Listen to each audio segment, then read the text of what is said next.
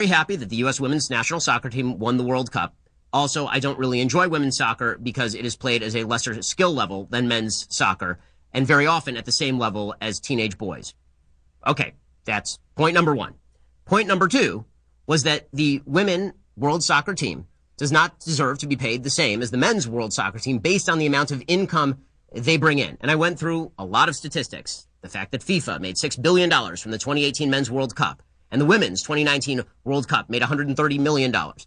I pointed out the discrepancy there. I talked about the differences between contracts. So that was point number two. Point number three was about Megan Rapinoe, who's this big star. She's a media star now. She was on MSNBC with Rachel Maddow. She was on CNN with Anderson Cooper. And I made the point that she is highly popular and being treated as a political figure because she is both excellent at soccer, a very, very good soccer player, and also because she's a very outspoken LGBT advocate. Right? She's a very outspoken lesbian advocate, and she yells at President Trump a lot, and she talks about how America sucks and yells for the anthem. And the point that I was making there was that she is complaining a lot about a country that is making her extraordinarily wealthy, that treats gay people overall incredibly well. And she is evidence that the country actually treats gay people extraordinarily well. She makes millions of dollars while kneeling for the national anthem and being a very outspoken lesbian. She's not a victim, in other words. Well, this apparently made one particular guest, Lauren Duca, very angry. She tweeted out this. She tweeted out, LOL, F off, Ben Shapiro. If Megan Rapinoe is getting contracts for any reason other than her talent, it's because she just provided an entire generation of baby dykes with their awakening moment. Well, here to discuss it is Lauren Duca. Lauren, I really appreciate your time. Thanks for coming on the show. Hi, Ben. I'm so happy to be here because I'm confused as to how you seem to think that we agree on any of the 3 points you just said. And I'm excited to discuss, but I did want to tell you, I actually teach at NYU on Thursdays, so you are on speakerphone with my class. Oh, hey, class. How are you guys doing? Hi, guys. Hi. Well, that's fun. Okay, how are you? We're doing great. Well, that's good. Thanks for having me. So, yeah, absolutely. I'm interested because so it seems as if we got to talking to one another, right? Because you seem to say that we agree. But no. So here's how we got to. Lauren, I promise I'll let you talk. I promise. Awesome.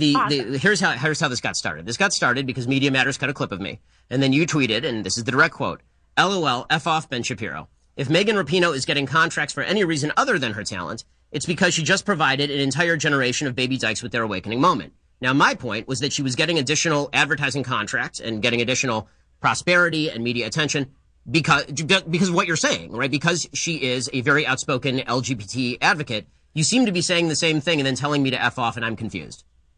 You know what? I'm confused, too, because I think it's maybe I should clarify. I think it's very valuable, right, that Megan Rapinoe offers this level of visibility. As a queer woman myself, that's fine. My heart is just, bursting out of my chest. This is something we don't really see, and it brought me to tears multiple times. And I'm so excited about it. And I think I have some criticisms of rainbow capitalism, but I love to see this level of acceptance around the LGBTQ community. And I am really excited about the fact that corporations think that an LGBTQ identity that is as visible as Megan's is valuable. So that's what I was saying. And it seemed to me that you were saying she wasn't deserving of her success because she is such a visible. No, that was actually not my point at all, Lauren. I mean, if you had actually watched the entire clip, I can quote you from the actual clip. So I can quote you the let me just for folks who don't remember. Sorry, Lauren again. Now it's Lauren. Now it's my turn. I let you talk there for like a minute and a half. So now it's my turn for like 30 seconds. I promise there's plenty of time. So what I actually said was that what was making me upset was that Megan Rapinoe's claim to fame right now is not merely her sexuality, her sexual orientation, which we've seen before, by the way. Abby Wambach famously kissed her partner in 2016 after winning the World Cup, right? I mean, so this is nothing actually particularly new. That, Ben. Right. That was so hot. Well, I'm all right. Well, in any case, the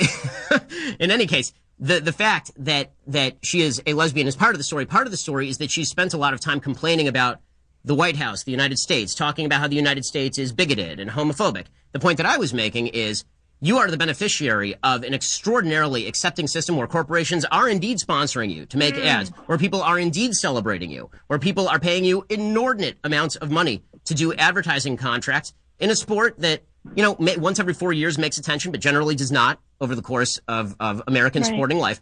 And so what are you complaining about? That is not me complaining that a corporation is sponsoring her. I may have complaints that I think corporations are engaging in exactly what you called rainbow capitalism, but that wasn't actually my complaint. So I'm confused what you're yelling at me about. Right. So I think that the confusion comes from there being two very different hierarchical structures at play here. So the United States government is actively eroding LGBTQ rights right now. And there is a pay gap issue that has levels of advocacy that the U.S. women's soccer team is offering. At the same time, right, it seems as if these corporations see the LGBTQ identity that Megan Rapinoe so proudly displays as valuable. And those are two different things, because I noticed in your clip, and I definitely did watch the whole thing multiple times. I didn't transcribe it, so you're ahead of me on that, but I did watch it. Media Matters did, so you don't have to bother. And what I saw in it is essentially that you were saying she is profiting off of victimhood. I mean, yes. I saw her with a champagne bottle and a trophy. I think that the thing that is happening here is she's celebrating the LGBTQ identity. Corporations also want to do the same, and this is happening concurrently. But she's not only doing that, Lauren. She's advocating against, which is the attack on LGBTQ rights that is coming from. Well, she's not only doing that, right? She's kneeling for the national anthem, obviously. She is proclaiming that America is a widespread bigoted country. She's making those sorts. She's claiming that America is deeply sexist, and this is resulting in the female pay gap with regard to soccer, which is evidence-free. I mean, this has been fact-checked by everybody from the Washington Post to Snopes. There is not solid evidence that the women are being discriminated against in pay. If you want women's equity on the Women's World Cup stage, you're going to have to explain how it is that the Men's World Cup earned $6 billion in 2018 and the Women's World Cup earned $130 million in 2018 and in 2019. And the women and men are supposed to have the same prize money. If the men earned $400 million, men just generally, all the men's teams earned $400 million in prize money in 2018. The Women's World Cup teams earned $130 million. In order to receive the same as men, they would have to earn 3 times what the entire World Cup earned for the players themselves, which is just untenable, obviously. Right. Okay. So I hear a lot of numbers, and I hear what you're saying, and that they are numbers. But I feel like at the crux of this is a question of, is the United States overall a sexist country? Is there a problem of LGBTQ representation? Right. And I mean, I think we can also say that her being so visible in the context of a complete lack of visibility is valuable, right? And Lauren, I'm confused. Hey, Ben, can sure. I make go ahead. Okay. Sure, go for it. So you say something in the clip about we're being made to assume this is delightful, right? And you seem to find it obnoxious. But the whole thing is that she has built this level of public figurdom, and absolutely it includes a political element, right? And that it is being deemed valuable, and that perhaps it does. In fact, it definitely has to do with her identity as an outspoken gay woman. In fact, then I think that's where we agree. But so we do agree. Aren't you saying that men's soccer is able to create a larger profit margin? What role does the white male identity play in that? It seems to me that where we differ, you think that it's okay to profit off of identities, but it's just a problem who gets to take home the money. Well, and I'm saying lesbians too, then. Lesbians too. So a couple of things there. One, you're right that I'm complaining that Megan Rapinoe seems to be claiming victimhood while earning millions of dollars for being a prominent lesbian soccer player in 2019, the month that, hold on, Lauren, I promise, Lauren, No, now it's my turn. Lauren, what's the victimhood, though? Lauren, she's with a trophy and a bottle of champagne. The victimhood is when, Lauren, yeah. The victimhood is when she kneels for the national anthem and suggests that she and people like her are wildly discriminated against by American society. The month after Gay Pride Month, when every major corporation in the United States was openly advertising directly toward the LGBT community, and was making overt plays, not only for their money, but for their agenda, which is fine. That is their prerogative. It's America. That's fine. But here's the broader point. Are you really suggesting that people are watching women's soccer less because of sexism? Isn't it just possible that people are watching women's soccer less because it is not played at as high a skill level as men's soccer? It's the reason people don't watch the WNBA the same as they watch the NBA. Nobody can dunk in the WNBA.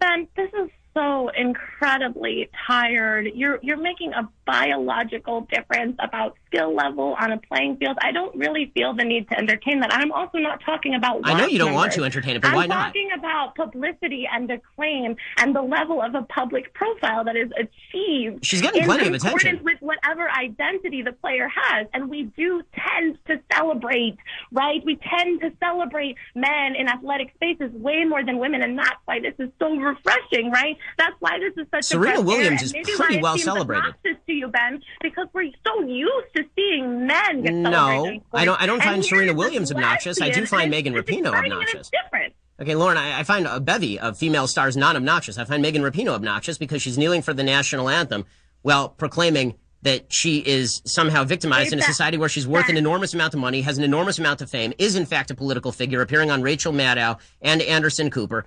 And again, why won't you? Can you tell me about the bevy? I'm trying to get more into sports. Sure. But honestly, can you tell, who do you love? Like, who are your Serena Williams is the greatest female tennis player.